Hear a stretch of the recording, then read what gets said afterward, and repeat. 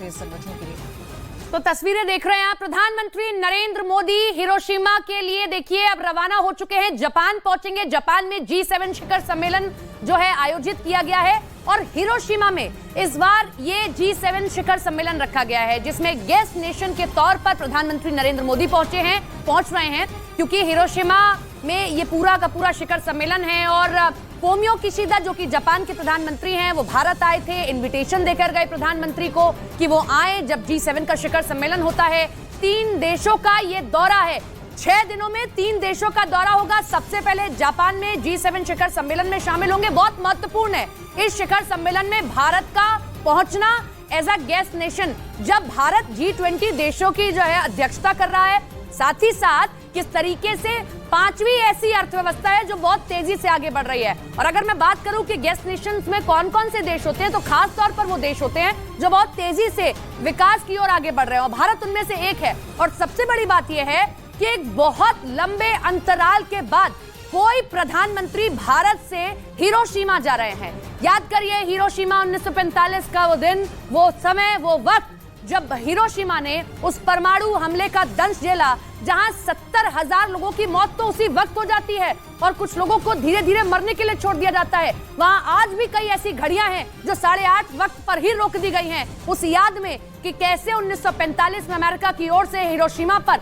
परमाणु हमला किया गया। और प्रधानमंत्री नरेंद्र मोदी कोई भी अंतर्राष्ट्रीय मंच रहा हो, उस पर हमेशा शांति की अपील करते रहे हैं। और किस तरीके से न्यूक्लियर पावर को लेकर एक ट्रीटी है जिसमें भारत ने हस्ताक्षर नहीं किए हैं, लेकिन बावजूद इसके भारत ये कहता है कि परमाणु हमलों का इस्तेमाल नहीं होना चाहिए, परमाणु बमों का इस्तेमाल नहीं होना चाहिए। प्रधानमंत्री नरेंद्र मोदी ने इससे पहले भी अंतर्राष्ट्रीय मंचों पर इस बात के संकेत दिए, इस बात को आगे रखा कि शांति ही सबसे बड़ा उपाय है। और हिरोशिमा में जब ये पूरा G7 शिखर सम्मेलन हो रहा है, बड़ा महत्वपूर्ण है। जब यूक्रेन और रूस युद्ध के मुहाने पर खड़े हैं, युद्ध लड़ रहे हैं, 1 साल से ज्यादा का समय हो चुका है और दोनों ही देश एक दूसरे को परमाणु हमले की धमकी देते हैं। देखना यह होगा कि G7 के शिखर सम्मेलन से क्या संदेश आता है। और प्रधानमंत्री नरेंद्र मोदी कई अहम सत्रों को संबोधित भी करेंगे। पीएम क्या मंत्र देते हैं, पीएम क्या बातें रखते हैं, और भारत की छवि देखिए किस तरीके से आगे और बढ़ती, निखरती जा रही है जब आप G7 में गेस्ट नेशंस की बात करते हैं। तो अमिताभ सिन्हा हमारे वरिष्ठ सहयोगी हमारे साथ में जुड़ गए हैं। अमिताभ जी, किस तरीके से आप इस पूरे दौरे को देख रहे हैं, और खासतौर पर हिरोशिमा में ही होना और भारत का G7 में एक गेस्ट नेशन के तौर पर पहुंचना?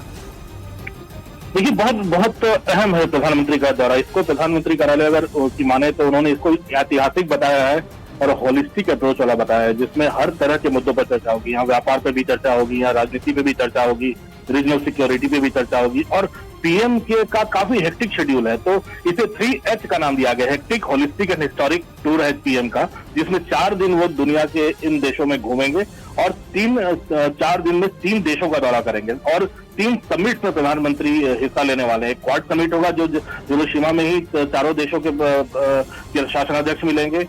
FIPIC पापुआ न्यू गिनी में जाएंगे, जहां प्रशांत महासागर में मौजूद 14 देश जो हैं, जो छोटे छोटे टापुओं में हैं, उन सब देशों को भारत किस तरह से सहयोग करेगा, वहां अपनी पहचान बढ़ाएगा मदद करके, उसके ऊपर प्रधानमंत्री को ज्यादा ध्यान रहेगा। और G7 की समिट, जिसमें विशेष न्योता जापान के प्रधानमंत्री ने हमारे भारत के प्रधानमंत्री को दिया है। तो ये कुल मिलाकर अगर प्रधानमंत्री का दौरा देखा जाए तो हेक्टिक क्यों है, क्योंकि प्रधानमंत्री कम से कम इन 4 दिनों में, यात्रा को छोड़ दो तो इन 4 दिनों में 40 बैठकों में हिस्सा लेंगे, जिसमें बायलैटरल मीटिंग्स भी होंगी, जिसमें बिजनेस मीटिंग्स भी होंगी, जिसमें दो देशों के बीच द्विपक्षीय बातचीत भी होगी। तो ये बहुत अहम बात है कि 40 एंगेजमेंट है। और सबसे बड़ी और अहम बात है कि 2 दर्जन दुनिया भर के शासनाध्यक्षों से प्रधानमंत्री इन बैठकों में मुलाकात करेंगे और बायलैटरल मीटिंग्स होगी। तो जो पोस्ट कोरोना जो वर्ल्ड ऑर्डर इमर्ज कर रहा है, जिसमें भारत दुनिया की सबसे बड़ी अर्थव्यवस्था के रूप में उभर रहा है, 4वीं 5वीं अर्थव्यवस्था के रूप में उभर रहा है, तो ऐसे में भारत का इन देशों के साथ मिलना और नए देशों में जाना और उनके साथ उनको मदद करके अपना स्फीयर ऑफ इन्फ्लुएंस बढ़ाना, ये बहुत बड़ा संदेश दुनिया के बाकी देशों में जाएगा।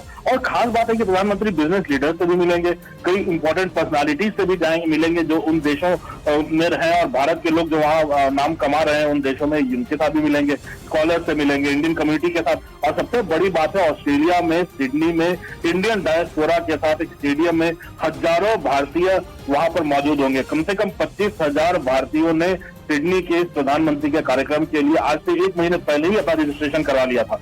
तो मुझे लगता है एक पूरा का पूरा स्टेडियम जो क्रिकेट मैच या फुटबॉल मैच या रग्बी के लिए बसता है, वो प्रधानमंत्री का भाषण सुनने और उनके इंटरेक्शन के लिए वहां पर प्रधानमंत्री के लिए वहां पर भारत का पूरा समुदाय मौजूद होगा और वहां ऑस्ट्रेलिया में प्रधानमंत्री संदेश देंगे कि भारत एक है और अलग थलग देश की बात करने वाले लोगों को अलग थलग करने की बात ऑस्ट्रेलिया के प्रधानमंत्री से भी करेंगे, क्योंकि उनके साथ भी बाइलैटरल है। तो कुल मिलाकर ये पूरा का पूरा दौरा है जो प्रधानमंत्री का, वो सांस्कृतिक से लेकर इंडियन डायस्पोरा को मजबूती देने से लेकर जो भारत की कूटनीति है उसको भी मजबूती प्रदान करेगा। ये पूरा का 4 दिन का दौरा यही बताता है। बहुत बहुत शुक्रिया अमिताभ जी आपका जुड़ने के लिए, तमाम जानकारी साझा करने के लिए। 6 दिन 3 देश 40 प्रोग्राम।